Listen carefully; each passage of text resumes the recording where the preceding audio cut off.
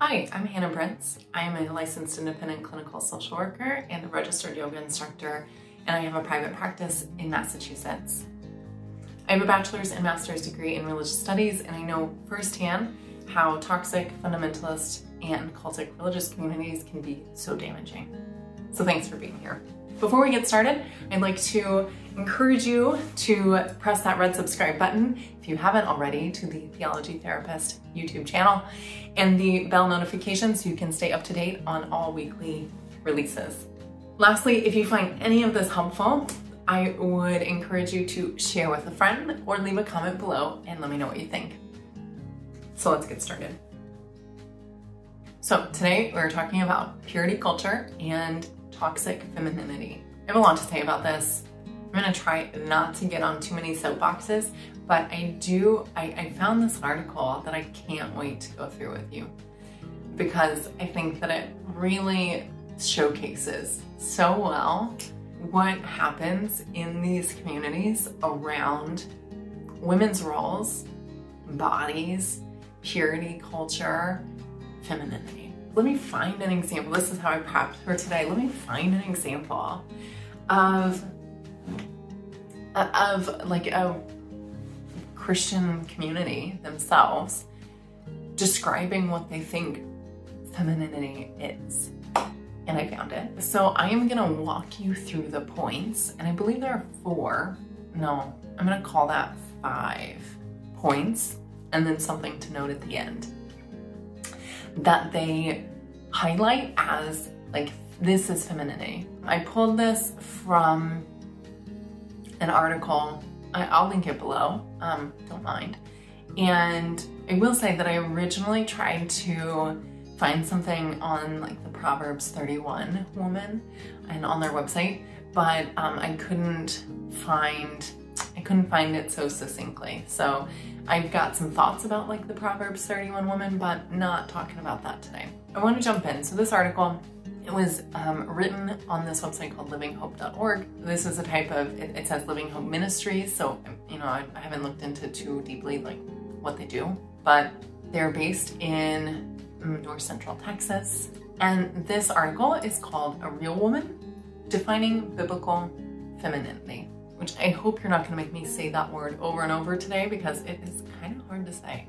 So the first thing that they say about biblical femininity is that it is relational in nature. The thing that I want to point out about this is, it is so telling to me that they make this the first point, because they are saying that a biblical womanhood, a biblical woman is defined first and foremost by her relationships to other people.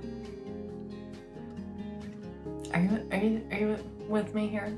No, no. So it is very gendered, right? And it talks about how women, like it's very like stereotypical, women thrive in relationships to other people and with other women, and we are best happy in a relational nature to somebody else, whereas men, not the case. I think that it's already problematic that we are, the very first thing that we're saying about like biblical femininity or womanhood is in relation to other people. The second one is that biblical femininity is nurturing. And they use a biological argument here to say that biologically or anatomically, people who are assigned female at birth, they have breasts and a uterus, they therefore are created to nurture others. Still, here we are, like all about other people. Like nothing here about the woman, the individual, nothing here about the relationship to the divine, nothing. Just the woman and others, and like ability to give of herself to other people. So they say this they have this quote when they're talking about the biblical femininity, because people assigned female at birth have breasts and a uterus and come out with one. And so they say, as women, we reflect this heart of God in a way that men cannot necessarily do because they cannot be mothers. So here they're using an anatomical or biological argument to say that women are created to be nurturers, that all women are like this. And they do say that if there is a woman who is denying this aspect of herself, that she's sinning, she's going against the will of God. They also say under this umbrella of being nurturing that a woman was created, or like biblical femininity is being a home for others. Wow. I pulled this quote from the article that says, I can operate in that role in a way that both flourishes me in my own femininity and nourishes him in his masculinity. I just still don't get it. Like biblical womanhood here is building a home for others and nurturing others and being in relationship to others so that I can also nourish my husband, because that's the only thing that's accepted here, and nourish him in his masculinity. My flourishing, the flourishing that happens in my femininity is in relationship to others, is by nourishing others, is by building this home for others, right? Like, wow. Oh my gosh, it's exhausting. I'm already exhausted. Okay, so the third point is through vulnerability. They say that biblical womanhood is characterized by vulnerability. So I pulled this quote and it says this: as women, we have an incredible ability to be soft, sensitive, and vulnerable, coupled with the emotional fortitude to overcome the assaults against that vulnerability that we will inevitably face. 1 Peter chapter 3, verse 7 exhorts men to love their wives in an understanding way as with someone weaker, since she is a woman, and show her honor as a fellow heir of the grace of life, so that your prayers will not be hindered. And they say, this is not suggesting that women are pathetic or measly. It means that we are more delicate and should be treated as such. So women are vulnerable. They're soft, gentle, delicate. Like, it sounds like you're a China doll. And that there is that narrative of having to protect a woman because of this delicacy of this. There's so many contradictions in this type of biblical womanhood that it's kind of maddening. You'll see shortly. But here we see at the beginning, they say that a woman is soft, sensitive, vulnerable, and also has to have emotional fortitude to overcome assaults that are going to inevitably come. How is that possible? You know what I mean?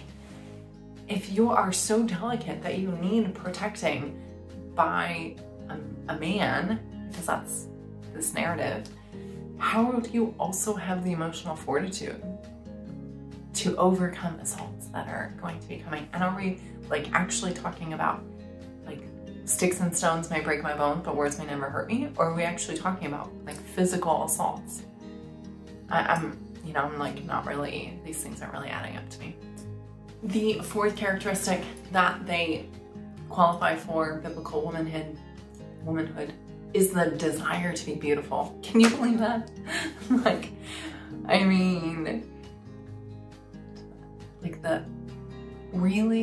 That's what women were created for, was to desire to be beautiful. They say that this is not predicated on outward appearance, but it does not exclude it. Of course not. Especially if you are writing this in Dallas, Texas, where the hair is real big. They also say a woman can be bold, strong-willed, and full of life and laughter, all the while having a gentle and quiet spirit that is submissive to the Lord and respectful of others in her life. I'm really not sure how those things go together. They seem fairly contradictory. They must exist. But, first, the whole preface that women are innately, you know, like they're at their core desire to be beautiful. I mean, one, I think that like most people, it's not that people are like shunning that idea, but that like, that's what we are created for, I think is like a little, you know, okay, we say that they, in this article, they say, you know, not only, but this also means on your like insides, your character, but then go on to talk about how it also like includes your outside. So not only do you have to be in relationship to everybody else and define yourself in relationship to everybody else, not only do you have to be nurturing to everyone and like giving of your like body, what your body produces, giving of your body, creating a home for others so that other people, like a man, can nourish their masculinity through your femininity. Not only do you have to be vulnerable and have some sort of level of in the delicateness that is innate to you. You have to have some emotional fortitude to fight off all of these attacks that are going to come at you and like potentially break you because you are so delicate. You also have to be beautiful inside and out. Like inside, okay, we might expect that from a spiritual source, right? Like something that is talking about like spiritual matters. But really then to go and beyond that and to exert like women and to say you also have to take care of your outside appearance, because if not, it talks about that in this article, if you don't do that, then you are being a poor steward essentially of what has been given to you by God, which is the body that you are in. And that you can be bold and strong-willed. You can laugh and be loud as long as you are submissive and respectful. It's like, wow, this is like acrobatics, trying to figure out how to do all these things. And then the last point, and the one that I really wanted to read and talk with you about today, because I think it showcases how contradictory these communities are, or something like biblical femininity is proposed, or the expectations are, is, you know, this last point, they say that biblical femininity is being a helper for men. And they say, Scripture does not teach that we should be subservient or that we are lesser than men. It just teaches that within God's original design, we are to be responsive to the male headship He places over us, beginning with our fathers, extending to our spouses, and beyond that, into the male headship governing the church. As women, we can thrive by following men in a way we would be incapable of doing were we to try to rule over our husbands or men in the church. Okay, like this is their actual point. Now listen to what happens. This is not to say women are incapable of quality leadership or that we cannot lead in any capacity. I am saying we should lead only within the bounds of what we see is acceptable in Scripture. But this does not reflect a lack of competence on the part of women, merely the beauty of the created order. So isn't it so beautiful that men, that your father, husband, any men in the church are created to rule over you? Isn't that so beautiful? It should be noted that responsiveness in women does not mean that all women must or should submit to all men. There are godless men who have no authority and are ineligible to lead others. The call for submission in women is appropriate only within the specific context laid out in Scripture: marriage, male headship, or eldership in the church body, etc. I kept highlighting this, and then I kept highlighting more, and then more and more and more, because this, I think, is what happens so much. You see them actually say what they believe, like what the expectation is, and then come back a little bit. And then they say it, and then they come back, and they say it, and they come back. And they do that because, it's like kind of, I think that a lot of us would have a hard time with the assumption that whether it's father, husband, or priest, or the male leader of the church is over us or has authority over us, because we are incapable. I think a lot of us would actually, if we were honest, have a hard time with that. And so because of that, even the people who wrote this, they have to go back and make it a little bit softer. But I'm not saying women are incapable of quality leadership or that we don't have the capacity. It's just that we have to do this within the bounds of what scripture says is acceptable, right? So constantly doing that, saying what the expectation is in reality, and then walking back, and then saying it and walking back. And this makes it a little bit more like digestible, a little bit easier to swallow. Because in reality, I think that a lot of people would have a really hard time with this. They go on to say that, to quote Titus, the book of Titus, chapter 2, verses 3 through 5, they say that it paints a picture of women who love their husbands and teach other women to do the same. This is the key role of a wife in scripture.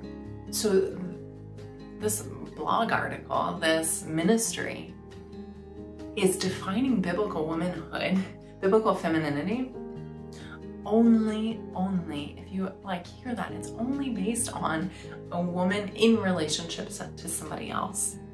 If you remember, even vulnerability, which is something that a sort of characteristic of personality or a way of being, interacting, that a woman would present with, vulnerability, right, was based on being predicated on being more delicate, right? And that more means it initiates a comparison. And so it's compared with men. And so even vulnerability is based on the assumption that women have to embody this characteristic because they are more delicate than men. And then we have the desire to be beautiful, right? That is also based on others because it is based on somebody else's assumption or somebody else's judgment about what a woman looks like, how a woman behaves, right? It's about somebody else's judgment about whether or not this woman is beautiful, inside and outside.